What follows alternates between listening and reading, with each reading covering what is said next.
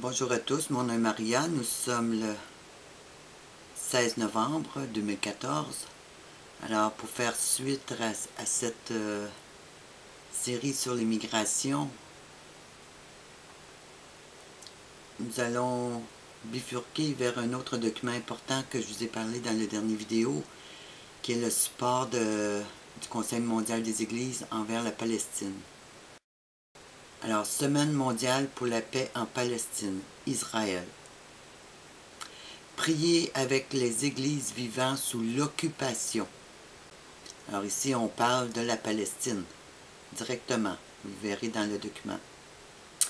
Alors, détails sur l'événement. Quand? Du 21 septembre 2014 au 27 septembre 2014, à ajouter au calendrier. Le Conseil œcuménique des Églises invite ses églises membres et organisations partenaires à se joindre à une semaine de plaidoyer et d'action pour une paix juste en Palestine et Israël. Celles et ceux qui partagent l'espoir de la justice sont invités à prendre des mesures pacifiques ensemble afin de créer un témoignage public international commun. Participer. Pendant la Semaine mondiale pour la paix en Palestine-Israël, des églises de différents pays enverront un signal clair aux décideurs politiques, aux milieux concernés et à leurs propres paroisses concernant la nécessité d'un accord de paix garantissant les droits légitimes et l'avenir des deux peuples. Les participants devront organiser leurs activités autour de ces trois éléments. Prier avec les églises vivant sous l'occupation, en utilisant une prière spéciale de Jérusalem. Informer sur les actions qui contribuent à la paix et celles qui l'entravent sur le terrain, en particulier les colonies en territoire occupé. Interpeller les responsables politiques en préconisant des stratégies œcuméniques promouvant la paix dans la justice. Pourquoi? La semaine appelle les participants à demander la justice pour les Palestiniens, afin qu'Israéliens et Palestiniens puissent enfin vivre en paix. L'État d'Israël a été créé il y a 66 ans. C'est 6. Il manque juste un autre 6 qui est l'homme de paix, qui représente le pape qui se présente en homme de paix. Cet événement n'a pas conduit à la création d'un État palestinien indépendant. Au contraire, il n'a fait qu'aggraver la tragédie du peuple palestinien.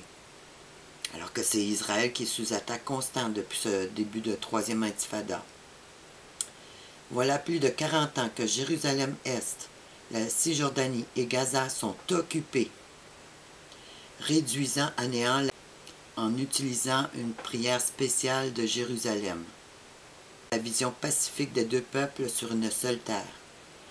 Il est temps pour les Palestiniens et les Israéliens de partager une paix juste.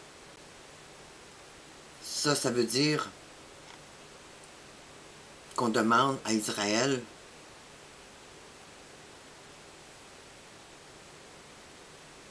que Jérusalem devienne la capitale de la Palestine. Mais ça, c'est une ruse. Parce que le plan, c'est que le pape s'empare de la ville sainte. C'est ça qui se cache derrière cette paix juste. Il est temps que la liberté succède à l'occupation. Il est temps pour l'égalité des droits. Il est temps que commence la guérison des âmes blessées. Plus d'informations sur cet événement. Alors, ça vient du site du Conseil mondial des Églises.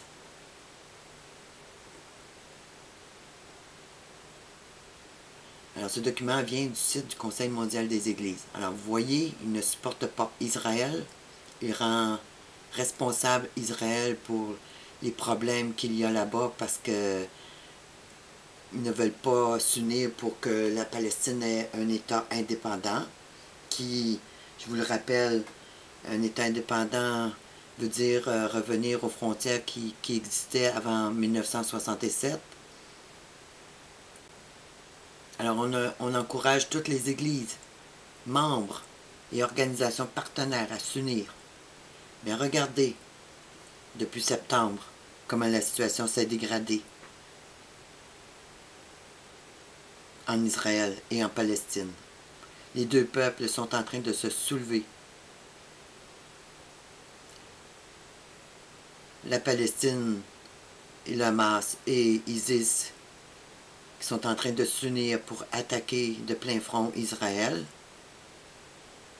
De plus en plus, Israël est condamné autant par la communauté internationale que par différents gouvernements dans le monde comme étant celui qui cause les problèmes en ne voulant pas revenir à ce calendrier de 1967. Alors on les accuse d'être les agresseurs alors qu'ils sont les agressés.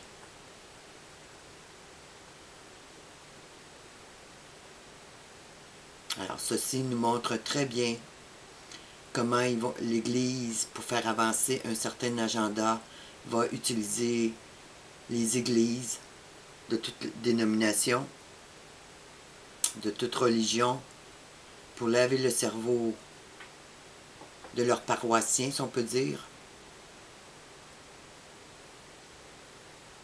qu'ils vont créer des activités pour convaincre, qu'on va sûrement présenter des fausses informations, qu'on va sûrement donner des fausses informations afin de convaincre les gens des différentes religions que Israël est le grand coupable. Mais ces choses ont été annoncées dans la parole de Dieu. Israël deviendra une coupe d'étourdissement pour toutes les nations. Il y a une unité présente qui est en train de se faire pour unir tous les groupes djihadistes, quel que soit leur nom, et les forces militaires pour monter contre Israël présentement. Alors ne soyez pas séduits. La semaine pour la paix en Palestine, Israël, concerne la Palestine et non Israël. Le Conseil œcuménique des Églises ne soutient pas Israël, mais la Palestine, qui revendique la Terre sainte comme lui appartenant.